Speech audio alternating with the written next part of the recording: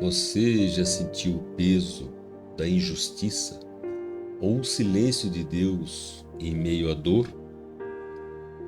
Em Lucas 23, acompanhamos o caminho do Mestre até o Calvário. Entre o grito da multidão e o perdão oferecido na cruz, Jesus revela que o seu amor é mais forte que a própria morte. Respire fundo. Deixe o mundo lá fora e vamos caminhar com ele no momento mais profundo da nossa redenção. Evangelho de Lucas, capítulo 23. Acusações contra Jesus. Em seguida, toda a assembleia se levantou e levaram Jesus a Pilatos. Começaram a acusação, dizendo: achamos este homem fazendo subversão entre o nosso povo, proibindo pagar tributo ao imperador e afirmando ser ele mesmo o Messias, o rei. Pilatos interrogou Jesus: tu és o rei dos judeus? Jesus respondeu declarando: é você quem está dizendo isso. Então Pilatos disse aos chefes dos sacerdotes e à multidão: não encontro nesse homem nenhum motivo de condenação. Eles, porém, insistiam: ele está provocando revolta entre o povo com o seu ensinamento. Começou na Galileia, passou por toda a Judeia e agora chegou aqui. O silêncio de Jesus. Quando ouviu isso, Pilatos perguntou se Jesus era galileu. Ao saber que Jesus estava sob a jurisdição de Herodes, Pilatos o mandou a este, pois também Herodes estava em Jerusalém nesses dias. Herodes ficou muito contente ao ver Jesus, pois já ouvira falar a respeito dele, e há muito tempo desejava vê-lo. Esperava ver Jesus fazendo algum milagre. Herodes o interrogou com muitas perguntas. Jesus, porém, não respondeu nada. Entretanto, os chefes dos sacerdotes e os doutores da lei estavam presentes e faziam violentas acusações contra Jesus. Herodes e seus soldados trataram Jesus com desprezo, caçoaram dele e o vestiram com uma roupa brilhante e o mandaram de volta a Pilatos. Nesse dia, Herodes e Pilatos ficaram amigos, pois antes eram inimigos. Jesus é um homem perigoso. Então Pilatos convocou os chefes dos sacerdotes, os chefes e o povo e lhes disse: vocês trouxeram este homem como se fosse um agitador do povo. Pois bem, eu já o interroguei diante de vocês e não encontrei nele nenhum dos crimes de que vocês o estão acusando. Herodes também não encontrou, pois mandou Jesus de volta para nós. Como podem ver, ele não fez nada para merecer a morte. Portanto, vou castigá-lo e depois o soltarei. Ora, em cada festa de Páscoa, Pilatos devia soltar um prisioneiro para eles. Toda a multidão começou a gritar: mate esse homem! Solte-nos Barrabás! Barrabás tinha sido preso por causa de uma revolta na cidade e por homicídio. Pilatos queria libertar Jesus e falou outra vez à multidão, mas eles gritavam: crucifique! Crucifique! E Pilatos falou pela terceira vez: Mas que mal fez este homem? Não encontrei nele nenhum crime que mereça a morte. Portanto, vou castigá-lo e depois o soltarei. Mas eles continuaram a gritar com força, pedindo que Jesus fosse crucificado. E a gritaria deles aumentava cada vez mais.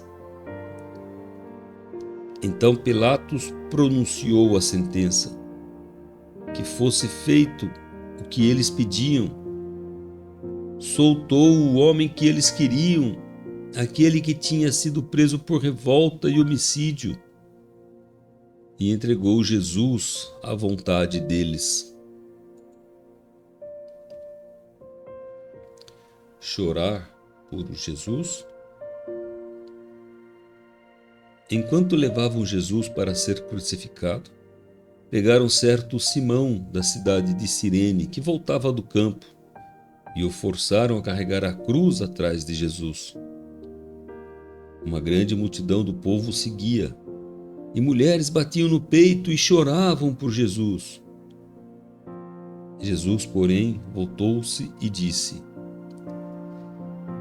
Mulheres de Jerusalém, não chorem por mim, chorem por vocês mesmas e por seus filhos, porque dias virão em que se dirá: Felizes das mulheres que nunca tiveram filhos, dos ventres que nunca deram à luz e dos seios que nunca amamentaram. Então começarão a pedir às montanhas: caiam em cima de nós, e às colinas: esconda-nos. Porque, se assim fazem com a árvore verde, o que não farão com a árvore seca? Levavam também outros 2 criminosos junto com ele para serem mortos. A realeza que dá a vida.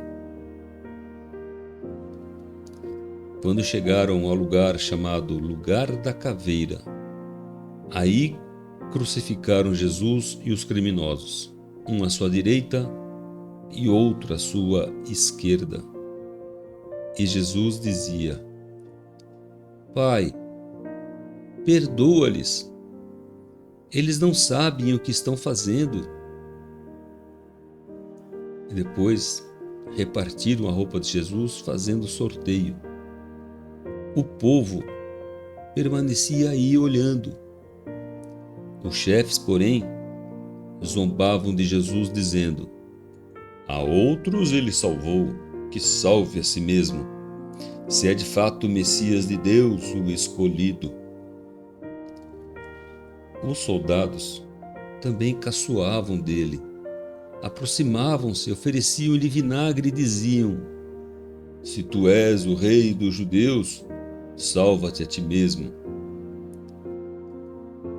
Acima dele havia um letreiro: Este é o rei dos judeus.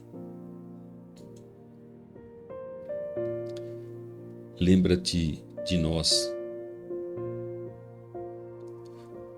Um dos criminosos crucificados o insultava, dizendo: Não és tu o Messias? Salva a ti mesmo e a nós também. Mas o outro repreendeu, dizendo: Nem você teme a Deus, sofrendo a mesma condenação?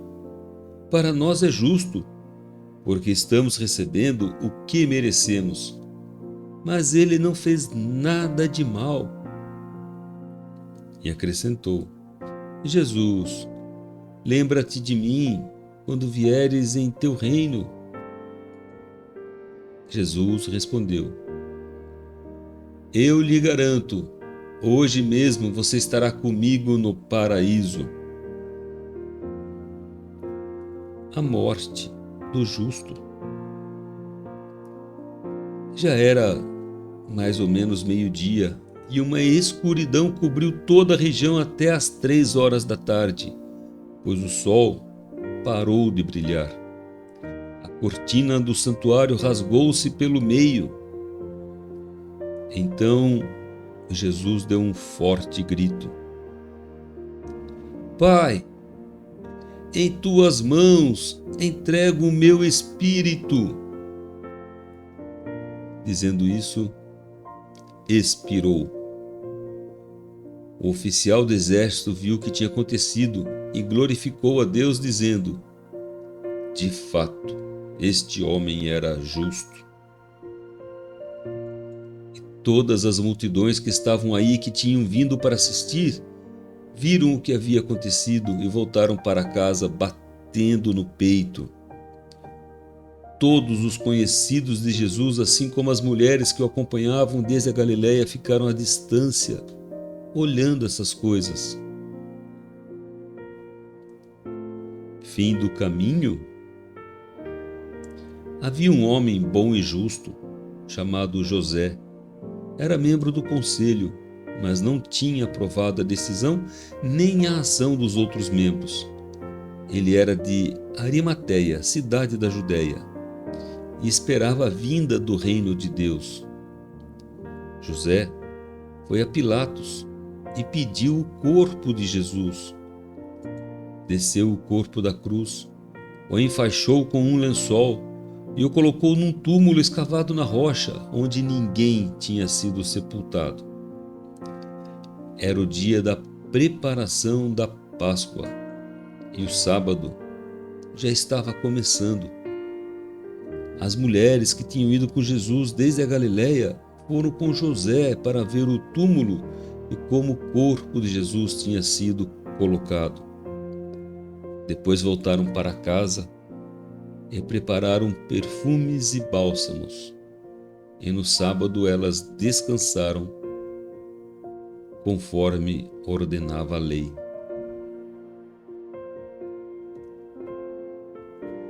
O véu do templo se rasgou e o caminho para o Pai foi aberto. Que o sacrifício de Jesus traga paz às suas feridas e a certeza de que você nunca está sozinho em suas cruzes. Se essa meditação tocou o seu espírito, deixe o seu amém e compartilhe esta esperança com alguém. Descanse na graça do Senhor. E nos encontramos no milagre de Lucas 24.